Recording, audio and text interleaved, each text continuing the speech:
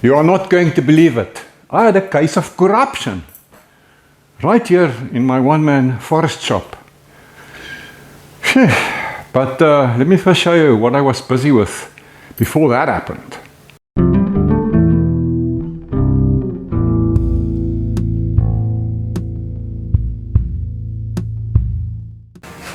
I'm going to delete this hole right here on the front fender. That was for the bumper bracket, but I don't need that anymore.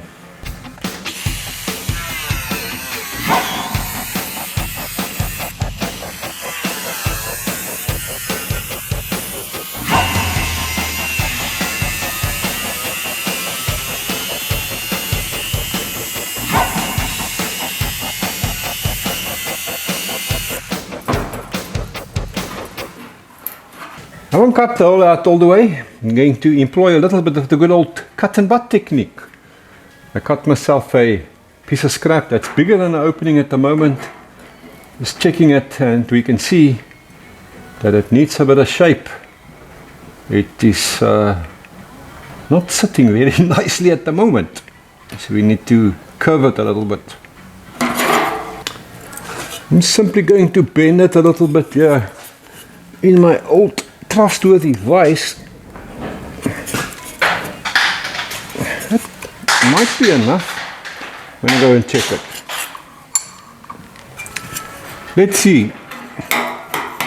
Not all too much, but we can fine tune that. That's pretty close. Good enough for now. So this side is not too bad, but it stands away quite a bit there in the bottom, so I actually need to introduce a little bit of twist into this piece of plate. And sometimes it just takes a little bit of muscle, just pressing down here on the bench. Yeah, it's starting to shape there, look at that. Maybe a little bit more. Let's see. Yes, much better.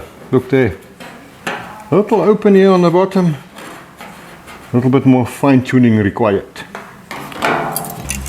I think we need a little bit of stretching here in the middle, and some gentle taps with a hammer will create that slightly dished shape that we want. Let's see.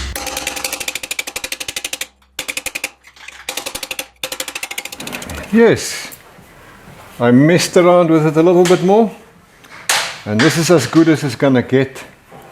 The fender itself is not that fair anymore, but we can always do a little bit of planishing once I've got this piece welded in place. So while it's still clamped in place, I will scribe the top line and the two vertical lines, this one here and there on that side. The bottom, I haven't cut that yet, but we're going to worry about that later. Can you see my three scribed lines? I'm just going to cut this out quickly. Yes, like so. So it's not square. We didn't measure anything, but it doesn't matter because we used that initial hole that we cut as our template. Let's go see how it fits. Yeah, not bad, eh? The bottom edge still overhangs, or overlaps rather. So I can hold it in place with one clamp.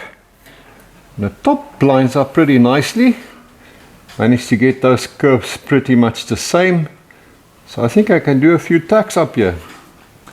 I like to make marks like this, and then at exactly a mark I can feel if the plate is lined up.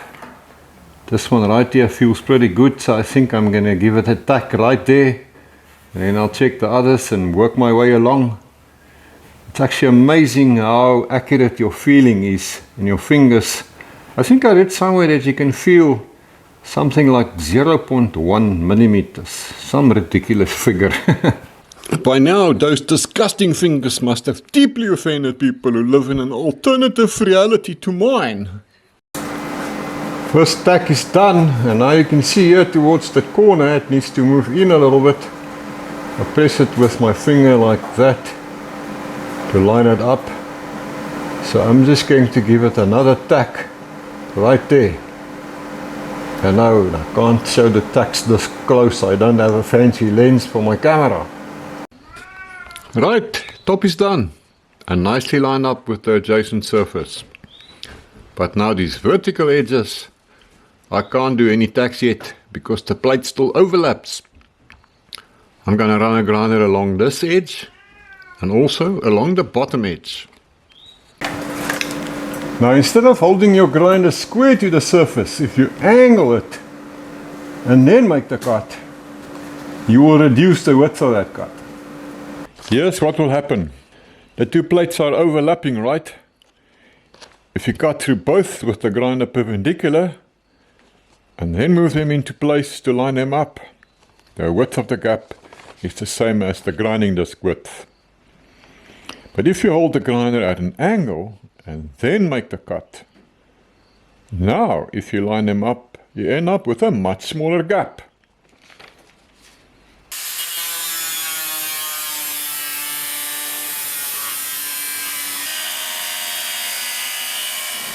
Now I can just take out this old piece that I don't need anymore. And it's kind of dropped into place. This bottom edge is not bad. A little bit of fine tuning and then we can give it some tacks. I don't think you can see it, but because I held the grinder at an angle, I've actually got a very small gap going down here. Definitely less than a millimeter. Couple more tacks here. I can feel here in the corner it needs to come out a little bit. So I'm going to do that by every mark that I've made. And then if I feel it needs to move in or out, I will use a screwdriver or a finger or a clamp or whatever it takes to get them lined up. And then give it a tack and do that all the way around. Oh, and I have a special message for those freaking woke assholes who says I should wash my hands, my working hands, before making a video. I'm going to go show you where the door is, and then you can go and suck on an egg. There, I've got my patch piece sewn into place. Now I've just got to weld it up. So even though it is a curved panel, which will not distort from the heat as heavily as a flat thing, I'm still going to weld it up slowly.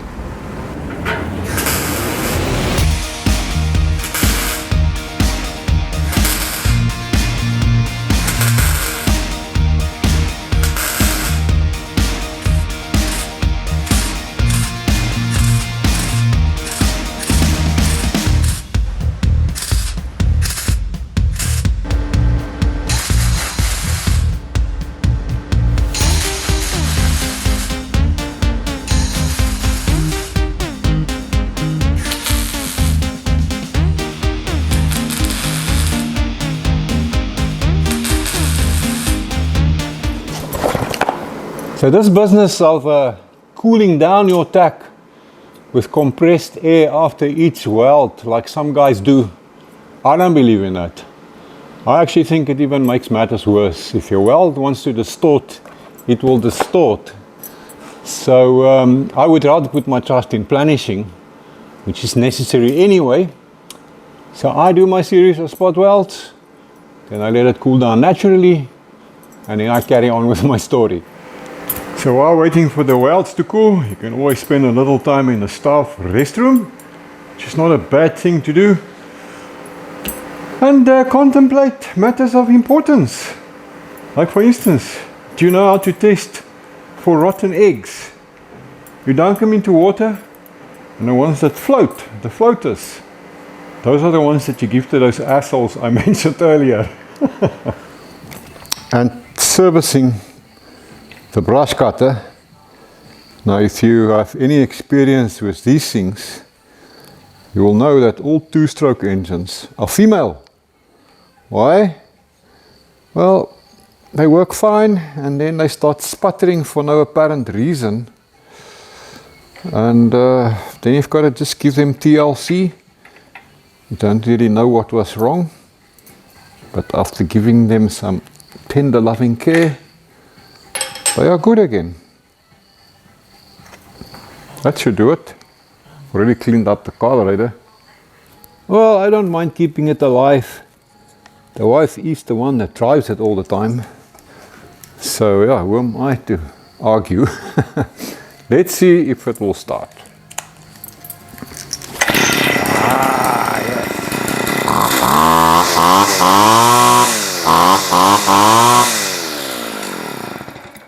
Good. And when you're done welding in your patch panel, it always looks horrible. Partly because of that start-stop spot weld business, and partly because you are trying to weld 86-year-old rusty steel.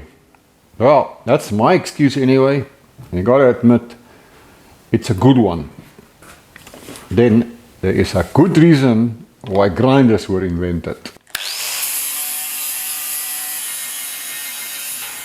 I like to first just do an approximate grind, just more or less, so I can check for pinholes, which you probably can't see, but there's one right there on this corner and one down there on that corner as well. It's rare that you don't find pinholes. If you never do, I take my hat off to you. So I'm just going to quickly weld up my 2 pinholes and make sure I don't see any other ones.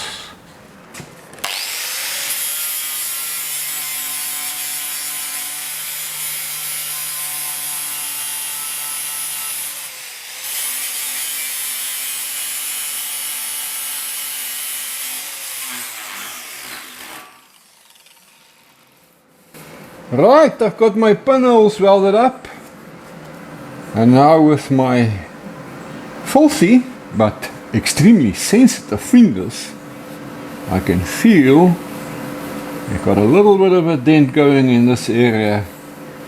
The rest is not too bad, maybe a little bit here. It's hammer and dolly time. Here on the inside I just flattened those little penetrating blobs with the grinder, just more or less. I'm not stressed about making it perfect. Now I can back it with a dolly and we can do some hammering.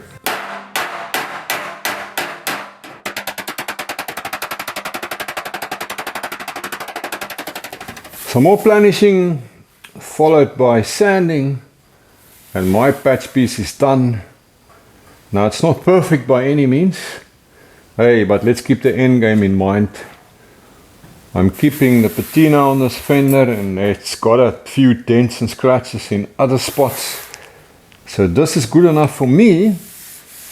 But yeah, if you did want to build a glass finished trailer queen, it will take very little Bondo to get this absolutely perfect. Now also I was very fortunate to find this piece that came with the original truck. How cool is that, eh?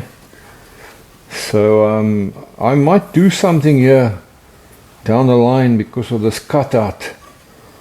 We'll check it out once I've got this mounted, and then we'll see. And this is the point where I discovered my case of corruption. I don't know. It seems to me like the mannerisms of the South African government officials have now permeated the walls of my fortress. Those thieves have been specializing in corruption ever since the day they were voted into power by the majority of idiots who continue to believe their lies and brainwashing techniques. Hey, I digress.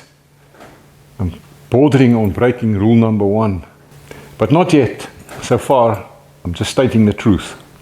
So with all that corruption floating around, the video material of some other work that I've been doing on these fenders, they lost, corrupted. It would seem that little black card that you stick into the camera that magically stores all this digital info has finally given up the ghost.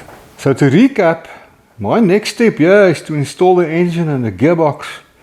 Okay, transmission, some of you guys call it. We call it a gearbox because it's a box full of gears. That makes sense, man.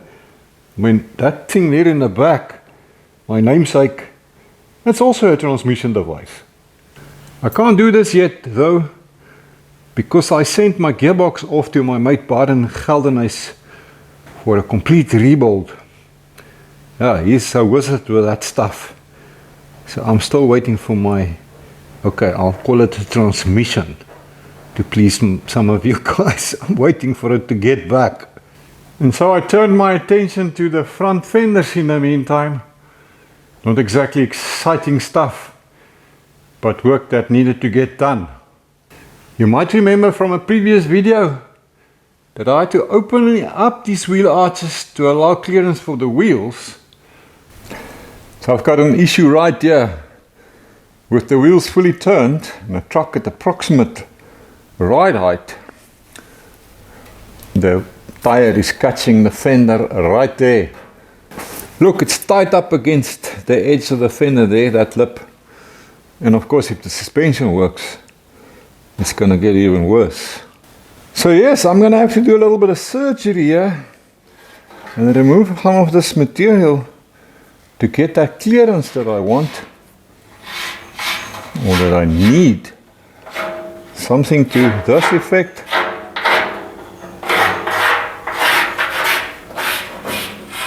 I'm going to try and make a smooth line here.